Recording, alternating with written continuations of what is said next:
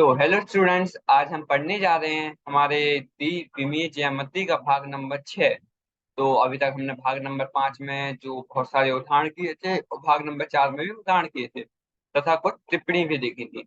तो उन टिप्पणियों को आपको मतलब अलग से मैंने कहा था कि अलग से आप जरूर याद रखना, क्योंकि वो आने वाले भागों में प्रयोग होंगी। तो मैं आशा करता हूँ आपने वो टिप्पणी पढ़ ली होगी।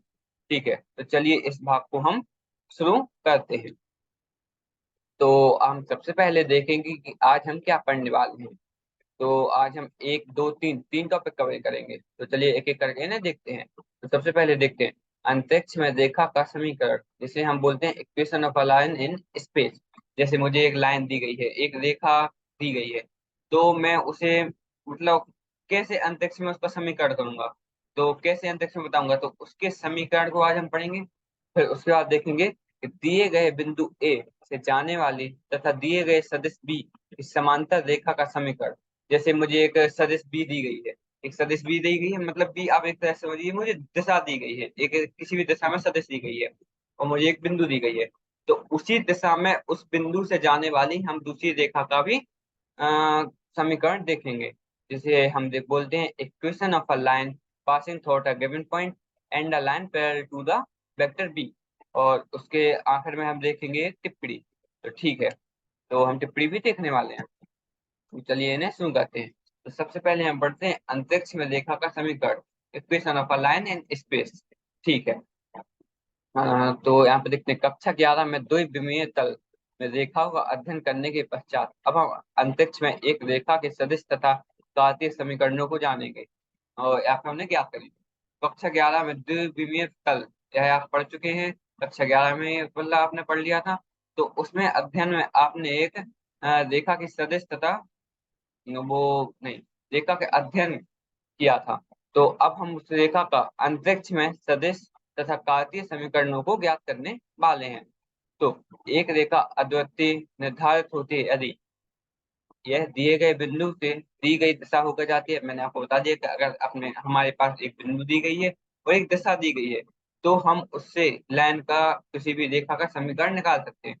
और दूसरी, यह दो दिए गए बिंदु से होकर जाती है। मान लो मेरे पास एक बिंदु दी गई है, दूसरी बिंदु दी गई है, तो वहां से हम दिशा आसानी से निकाल सकते हैं कि उसकी दिशा क्या है। किसी भी एक बिंदु पर लेकर हम उसकी रेखा का समीकरण भी निकाल सकते हैं। तो यहाँ से आपको उस रेखा का समीकरण भी आसानी से मिल जाएगा।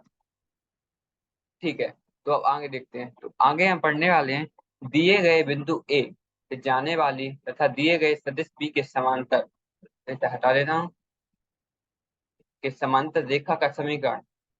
ठीक है, इसे नीचे कर देता हूँ यहाँ पे। ठीक है, तो दिए गए बिंदु ए से जाने वाली तथा दिए गए सदिश बी के समांतर रेखा का समीकरण, जिसे हम बोलते हैं equation of a line passing through a given point and a parallel to a vector B. अब मैं आपको ऐसे बताता हूँ। मेरे पास मान लीजिए एक लाइन दी गई है, ठीक है, या एक लाइन दी गई है, ये मेरे पास ये लाइन दी गई है। यह लाइन मान लो ए पॉइंट है, या बी पॉइंट है। और ठीक है, अब मुझे दी गई है कि इसी दिशा में एक और लाइन है जो कि इस पी बिंदु से जा रही है। ठीक है, तो इसी दिशा में मतलब कि वह लाइन भी कुछ ऐसे आने वाली है जो कि इस पी बिंदु से जाएगी। ठीक है, तो मुझे इसी को समझ लीजिए कि दिशा एक ही रखनी है, पर एक बिंदु से जाने वाली लाइन की मुझे इक्वेशन निकालनी है। ठीक है, तो हम आज उसका समीकरण निकाल लेंगे कि समीकरण कैसे निकालते हैं। तो चलिए इस उदाहरण मैंने मतलब एक उदाहरण सा ले लिया है आपकी एनसीईआरटी का, इसकी मदद से हम समझेंगे कि एक रेखा का हम समीकरण कैसे निकालेंगे। तो ठीक है, देखते हैं। तो सन को कोणिक निर्देशांक निर्णय के मूल ओ के सापेक्ष मान लीजिए कि बिंदु ए का सदिश ए है।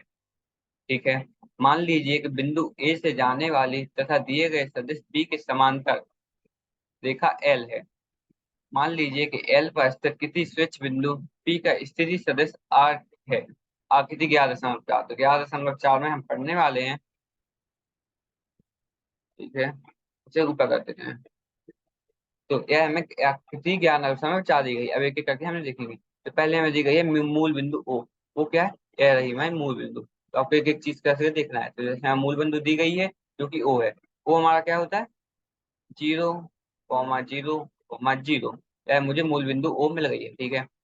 के सापेक्ष मान लीजिए, उसके सापेक्ष में हम मानेंगे कि बिंदु ए का सदिश ए है। जैसे बिंदु ए है, इस बिंदु का सदिश मैंने ए मान लिया है, ठीक है। मान लीजिए कि बिंदु ए से जाने वाली तथा दिए गए सदिश बी के समांतर रेखा एल है। तो इस रेखा जो कि बिंदु ए से जा रही है वह रेखा एल है, और जो सदिश बी के समांतर है।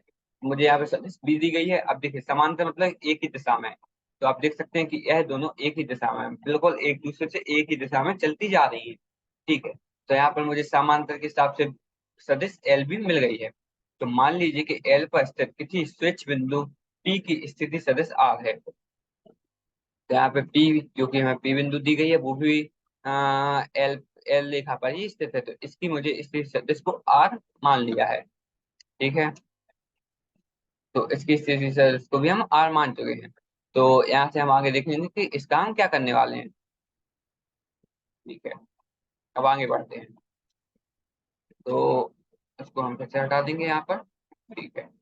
तो तब सदिश एपी, मुझे जो कि एपी सदिश दी गई है, एपी सदिश बी के समांतर है, ठीक है। अर्थात एपी बराबर लेमडा बी, जहाँ लेमडा एक वास्तविक संख्या है। तो आप इतना समझ लीजिए, जैसे यह मुझे बी सदिश दी गई है और यह हमारी ए बी सदिश है। तो ये दोनों सदिश एक ही रेखा मतलब एक ही दिशा में, एक ही दिशा में मान लो एक का परिमाण है दो, एक का परिमाण है चार। तो इन दोनों के परिमाण यह दूसरे परिमाण से कितना गुना बड़ा है, वह हमारा रेखा लेमडा है। वो लेमडा एक वास्तविक संख्या है, यह लेमडा एक, दो, चार, 1.3, कुछ भी हो सकता है। जो भी आप संख्या सोच सकते हैं वास्तविक संख्या, वह एक यह लेमडा हो सकता है। मान लो एपी का सदिश मान है चार और बी का सदिश मान है एक। तो लेमडा कितना हो जाएगा, चार, ताकि 4 गुणा 1 4 के बराबर होता है, ठीक है। तो यहाँ से आप समझ गए होंगे कि वह कितना है। ओके, ठीक है, ठीक है। तो परंतु एपी एपी हमारा कैसे निकलेगा, आपने सदिश का दो सदिश को कैसे जोड़ते हैं, यह आप अभी तक सदिश बीजगणित में पढ़ के आए होंगे। तो सदिश को कैसे जोड़ते हैं यह भी मैं आपको अभी बताता हूँ, ठीक है। तो इसको बताने के लिए मैं सिंपल सिंपल करता हूँ। मान लो ये मेरे पास एक है ए सदिश, ठीक है, यह दी गई है मुझे, और यह इस दिशा में है। यह दी गई है मुझे बी सदिश, ठीक है, मुझे बी सदिश भी दी गई है। इसके बाद जो भी ऐसी सदस्य निकलेगी जो कि इन दोनों का जोड़ है, जो कि उसको मैं सी मान लूंगा, ठीक है। तो सी सदस्य कैसे निकल आएगी, सी सदस्य निकल आएगी सीधे सीधे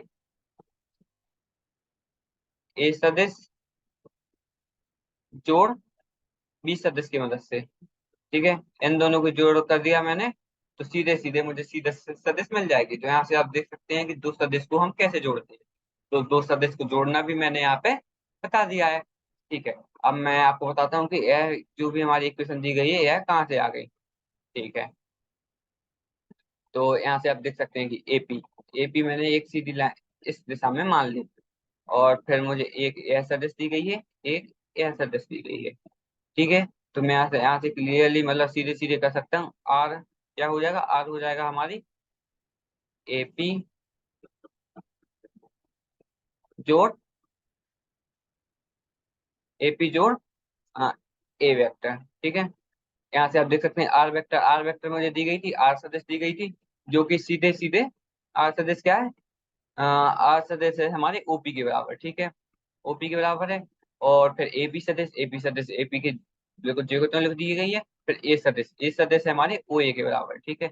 यहाँ से मैं देख सकता हूँ कि सीधे सीधे जब मैं एपी को निकालूंगा, मतलब मैंने एपी सदिश निकाली, तो यह आ जाएगा आर सदिश माइनस ए सदिश, ठीक है।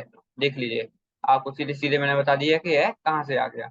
तो आपको बस आपको मान लो यहाँ पे कोई भी चीज कॉम्प्लिकेटेड कॉम्प्लिकेटेड लगे, कोई भी चीज कठिन लगे, तो आपको बस जो भी मैंने पहले पढ़ा है, जो भी आप सदिश बीजगणित में पढ़ के आए होंगे, सदिश बीजगणित में हमने जो सभी पढ़ा है वो सभी यहाँ पर बहुत ही अच्छे तरीके से प्रयोग होने वाला है। तो उसको आपको जरूर ध्यान में रखना है, ठीक है, तो जो भी पढ़ा है उसी से आप खुद ही फॉर्मूला निकाल दीजिए। देखिए आपको एपी वगैरह कुछ समझ में नहीं आया तो मैंने उसको आर और ए लिख के बता दिया है। ठीक है, तो आप इतना समझ गए होंगे कि यह लेमडा बी कहाँ से आ गया। लेमडा बी मैंने यहाँ पे बता दिया था, एपी लेमडा बी है। ठीक है, तो विलोमता विचार लेमडा के प्रत्येक मान के लिए यह समीकरण रेखा किसी बिंदु P की स्थिति प्रदान करता है, अतः रेखा का सदिश समीकरण क्या है। तो रेखा का सदिश समीकरण हम कैसे निकालेंगे वह देखेंगे। सबसे पहले मैं बताऊंगा आपको, इसका हम निकालते हैं। जैसे मेरे पास आर है, आर को रखने के लिए मान लो ये बिंदु ए से जा रही है, बिंदु बी से जा रही है, तो इसके लिए मैंने मान लो बिंदु रेखा ए रख दी। ठीक है, और इसको हम इसकी दिशा से जोड़ देंगे, दिशा और परिमाण का जो भी गुणन था। तो ए था मेरे पास जो लेमडा से उसका गुणन था, जो कि लेमडा में वास्तविक संख्या दी गई थी। और बी, बी सदिश थी हमारी उसकी डायरेक्शन, जो कि उसी दिशा में जा रही थी जिस दिशा में हमारे आर है। ठीक है, तो मुझे आर यहाँ पे सीधे सीधे पता चल गई। ठीक है, तो यह आर मैंने आपको निकालना बता दिया है कि आर हम कैसे निकालते हैं। ठीक है, तो यहाँ से आप इसका जो भी समीकरण होता है वो आप समझ गए होंगे, समीकरण हम कैसे निकालते हैं। चलिए अब इसको वापस से ऊपर कर देंगे, तो आगे देखेंगे कि हमें टिप्पणी के बारे में। आपको समीकरण निकालने में बस यही ध्यान रखना है कि आपको बस उस जो भी हमें मान लो समझ लो एक बिंदु दी गई है, उस बिंदु को ध्यान में रखना है, उस बिंदु को हमें शून्य लिख देना है। जैसे देख लीजिए यह बिंदु है, मैंने उसे शून्य लिख दिया, तो उसको जोड़ना है लेमडा भी। लेमडा लेमडा एक कोई भी वास्तविक संख्या है, जिस मान लो मेरे पास ऊपर जा रही थी जिसका परिमाण 2 था, फिर मेरे पास उसी उसी के समांतर में एक और लाइन जा रही है जिसका परिमाण 4 था, तो हमारे यहाँ पे लेमडा का मान 2 हो जाएगा। तो यहाँ पे मैं 2 गुना करूंगा उसकी दिशा को और इसको इसका परिमाण मान लूंगा या फिर इसकी सदिश मान लूंगा। जैसे ही मैंने उसका सदिश माना है, यह हमारा लेमडा बी आ जाएगा। लेमडा हमारी यहाँ पे संख्या है कोई भी वास्तविक, और बी है उसकी दिशा। ठीक है, तो लेमडा बी आ गया, यहीं से हम सीधे सीधे आर, जो भी हमारी आर था उसकी मुझे इक्वेशन पता चल जाएगी। तो यहाँ से आर सदिश का हमें इक्वेशन पता चल गई है। ठीक है, तो आपको बस यहाँ पे बस यही ध्यान रखना है कि मुझे आर का सदिश की इक्वेशन कैसे निकालनी है। और इसको निकालने से पहले आपको ध्यान रखना है कि आपके पास कोई भी मूल बिंदु होने चाहिए। आपके पास यहाँ पर जैसे एक मूल बिंदु ओ दी गई है, तो आपको बस यही ध्यान रखना है कि मेरे पास एक मूल बिंदु होनी चाहिए। और उस मूल बिंदु का बहुत उपयोग है, क्योंकि उसी मूल बिंदु की मदद से हम निकालेंगे। मान लो मेरे पास यहाँ पे एक मूल बिंदु नहीं होती, एक मूल बिंदु मैंने यहाँ पे नहीं मानी है, तो मैं कहाँ से मानता कि कहाँ से कहाँ तक की सदिश ए है, कहाँ से कहाँ तक की सदिश आर है। तो एक मूल बिंदु का होना बहुत जरूरी है। मान लो मैं मूल बिंदु कुछ भी मान सकता हूँ, लेकिन ओ 0 0 0 जो भी होता है वह हमें बहुत ही सरल लगता है मूल बिंदु मानने के लिए।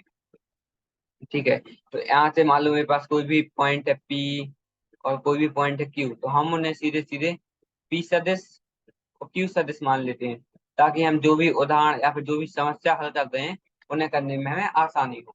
और जो भी यह होगा इसे मैं पी क्यू सदिश या फिर क्यू पी सदिश मान लूंगा। जिस तरह से हमें दशा दी गई हो उसी तरह से मैं इस सदिश को मान लूंगा। ठीक है, तो आपको बस यही ध्यान रखना है कि एक मूल बिंदु दी जानी चाहिए, और फिर मुझे सदिश कैसे निकालनी है आप पता चल ही गया होगा। तो उसके पहले हमने अंतरिक्ष में रेखा का समीकरण बताया था।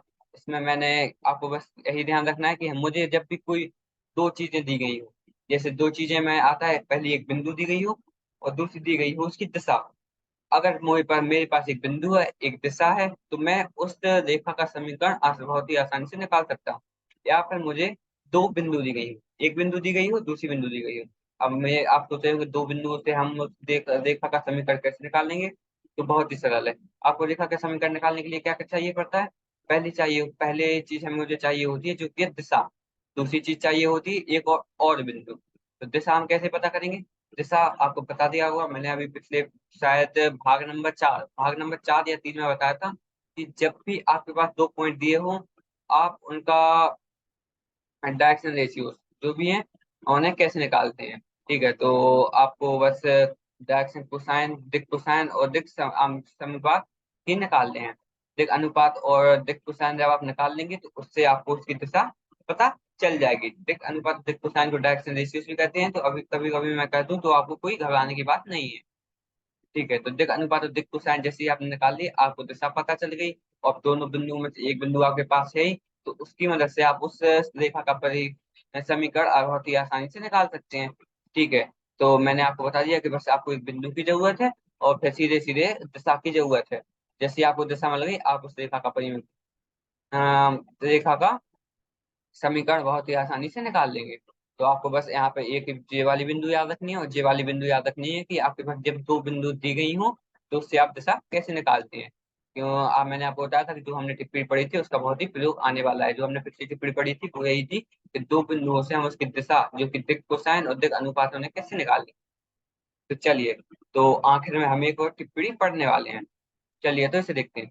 यदि B vector A I cap जोड़ बी जे कैप जोड़ सी के कैप है। ठीक है, तो मुझे एक वेक्टर दी गई है जो कि ए I cap B J cap और सी के कैप है। ठीक है, तो मुझे एक बी वेक्टर दी गई है। ओके, तो रेखा के दिक् अनुपात ए बी सी है। तो आप देख सकते हैं कि आई के आगे जो भी सीधा सीधा लिखा है, बी के आगे जे के आगे जो भी सीधा सीधा लिखा है, सी के आगे जो भी सीधा सीधा लिखा है, जो कि है ए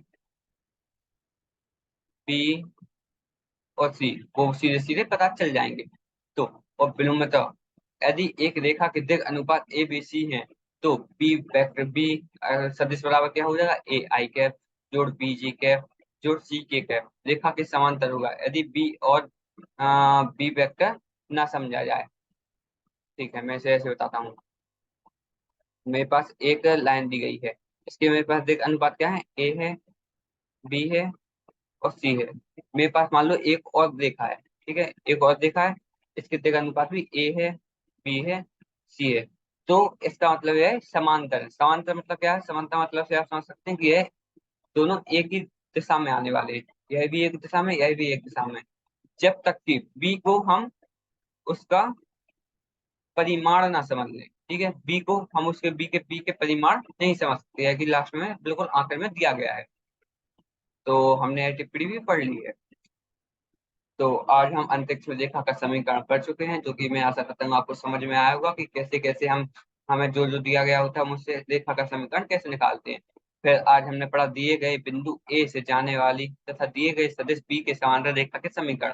तो आज हमने ये एक तरीके का समीकरण पढ़ लिया है। अगले भाग में हम पढ़ेंगे कि दो बिंदुओं से जाने वाली रेखा का हम समीकरण कैसे निकालते हैं, वो एक टिप्पणी भी पढ़ चुके हैं। तो देखिए, मैंने आपको बता दिया कि आगे हम पढ़ेंगे सदिश रूप से कार्तीय व्युत्पन्न करना, derivation of Cartesian form of vector form from vector form. तो अभी आपने जो भी यह निकाला यह वेक्टर फॉर्म है, मतलब कि यह एक दिशा में दिया गया है। तो अभी हम उसका कार्टेशियन फॉर्म, जिसे हम कार्तीय रूप भी कहते हैं, उसे भी निकालेंगे। उसके साथ हम एक टिप्पणी देखेंगे और उदाहरण नंबर 6 भी हल करेंगे। ठीक है, तो इतना सभी हम आगे आने वाले पार्ट में करने वाले हैं। तो आज के लिए हमारा भाग यहीं पर खत्म करते हैं। मैं आशा करता हूँ आपको सब कुछ समझ में आया होगा। धन्यवाद। और आज जो भी पढ़ा है आप उसे अगले भाग में पढ़ के जरूर आइएगा। ठीक है।